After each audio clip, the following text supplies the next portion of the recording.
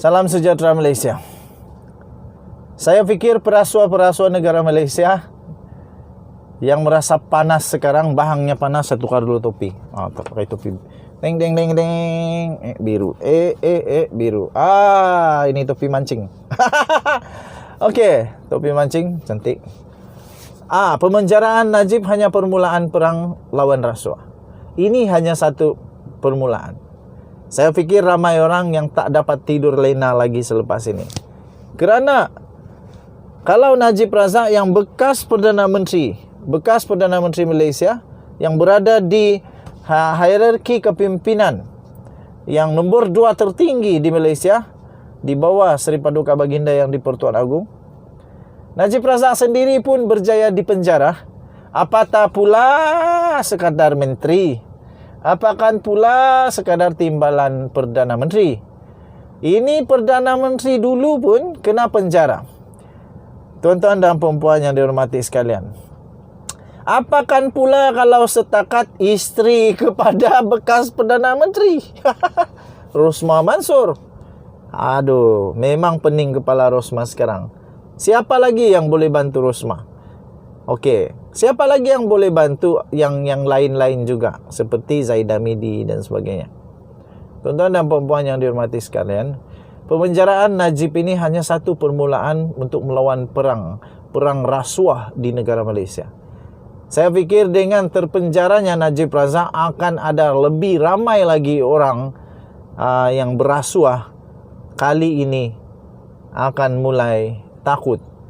Ada yang bakal masuk penjara, dan ada juga akibat baik daripada pemenjaraan Najib ini, yaitu siapapun manusia di Malaysia ini, tidak kiralah apa pangkat, berapa banyak duit, selepas ini akan lebih berhati-hati supaya tak buat kesilapan.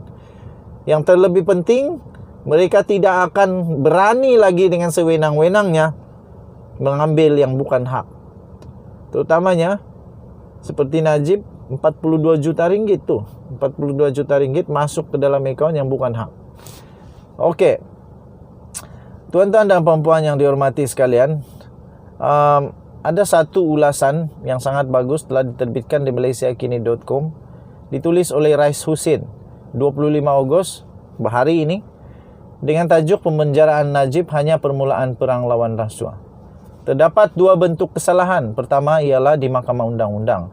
Kedua adalah kesalahan pada kacamata dan persepsi di Mahkamah Pendapat Umum. Satu Mahkamah Undang-Undang, satu lagi pendapat umum. Akhirnya bekas Perdana Menteri Najib Razak didapati tetap bersalah terhadap apa yang dibuktikan dalam sebelum ini oleh Mahkamah Tinggi di Malaysia, iaitu Mahkamah Persekutuan. Mahkamah tertinggi di Malaysia itu Mahkamah Persekutuan. Najib yang cuba untuk mengenepikan sabitan akhirnya menemui hukuman dan keadilan yang dinanti-nantikan oleh beliau itu. Namun yang demikian lumrah keinginan kekal. Sejauh mana Najib ingin kembali berkuasa untuk membebaskan dirinya daripada hukuman penjara 12 tahun dan denda berjumlah 210 juta dan 4 yang lain yang masih belum selesai. Ada 4 lagi kes Najib Razak. Ini belum lagi mengambil kira istrinya Rosmah Mansor yang akan menghadapi situasi yang sama bulan depan. Bulan September ini Rosmah Mansor akan tahu keputusan dia, tuan-tuan dan puan-puan. Dalam perjuangan untuk menghapuskan rasuah, yaitu jenayah yang boleh menjatuhkan seluruh negara, seperti yang kita saksikan sebagai antara puncak situasi di Sri Lanka, Mahkamah Pendapat Umum mesti tahu bahawa mereka yang didapati bersalah terlibat dalam rasuah sudah pasti akan menghabiskan segala kekayaan yang diperolehi secara haram untuk menjalankan kempen perhubungan awam secara halus dan terselindung untuk mengekalkan imej mereka yang seolah-olah tidak bersalah. Inilah sebabnya cendekiawan seperti Profesor Muhammad Kamal Hassan yang menulis tentang rasuah dan kemunafikan telah menerangkan dengan tepat puncak situasi atau masalah yang dialami. Mereka yang terjebak secara dalam rasuah seperti rompakan besar-besaran, yaitu sifat sebenar jenayah yang telah dilakukan oleh Najib, akan terus mendakwa diri mereka sebagai mangsa penganiayaan politik. Katanya setakat ini ada yang termakan umpan orang-orang seperti Najib dan mereka yang bakal menyusulinya, bahawa mereka tidak bertanggungjawab atas dakwaan jenayah yang telah dihadapkan kepada mereka. Jika itulah yang berlaku, maka drama mahkamah yang telah berlanjutan ini akan memberi Malaysia peluang untuk bergerak ke hadapan. Roda keadilan bukan sahaja mesti berfungsi, tetapi perlu dilihat berfungsi, barulah budaya rasuah yang endemik di Malaysia akan dapat diatasi untuk mengembalikan erti sebenar kebebasan dan kemerdekaan, di mana semua rakyat yang mempunyai kesedaran akan bercita-cita untuk memenuhi dan mencapai standard tertinggi sebuah negara berdasarkan kedaulatan undang-undang. Kesanggupan Najib untuk membuat sumpah mubahalah di tempat suci seperti masjid hanya beberapa hari sebelum keputusan mahkamah dijatuhkan adalah bukti bahawa dia sanggup pergi jauh dalam penyalahgunaan pegangan syariat Islam. Dalam perundangan Islam, tidak ada situasi di mana seseorang boleh bersumpah, apatah lagi sumpah laknat untuk menafikan kesalahannya. Itulah sebabnya dalam undang-undang Islam, semua usaha wajar dilakukan untuk memastikan orang itu tidak dituduh hanya kerana fitnah niat jahat orang lain.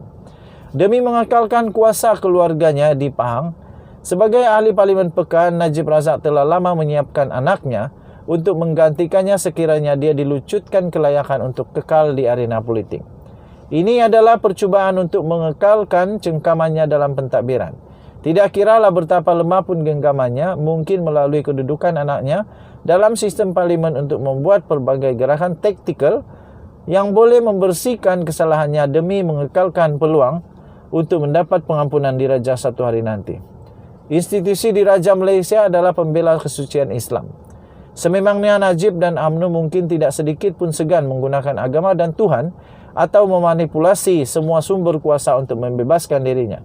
Oleh itu, institusi diraja termasuk tentera dan polis, institusi-institusi Islam yang berada di bawah perintah institusi diraja harus diingatkan tentang kemungkinan aktiviti atau gerakan memuslihat UMNO pada masa akan datang. Di sini jelas kepentingan mahkamah pendapat umum di Malaysia dan luar negara. Tiada siapa, terutama mana-mana ahli tetap Majlis Keselamatan PBB dan anggota ASEAN harus dimanipulasi oleh Najib atau kuncu-kuncu dan orang-orang upahannya untuk mempengaruhi mana-mana pihak agar percaya dia tidak bersalah. Perlu diingat yang Najib, istrinya dan beberapa pihak lagi telah diberi kelonggaran sejak dari peringkat awal kes-kes ini dengan beberapa saksi masih bebas. Najib tidak harus terlepas daripada cemuhan yang datang daripada keputusan mahkamah ini. Rasuah sememangnya barah negara. Kenyataan Profesor Syed Hussein Alatas yang sering dipetik oleh Ketua Pembangkang Anwar Ibrahim. Semua pelajar dan penjawat awam di Malaysia harus diberi amaran tentang jenayah rasuah dan akibatnya yang besar di dunia dan akhirat. Rasuah bukanlah sesuatu yang boleh dipandang remeh.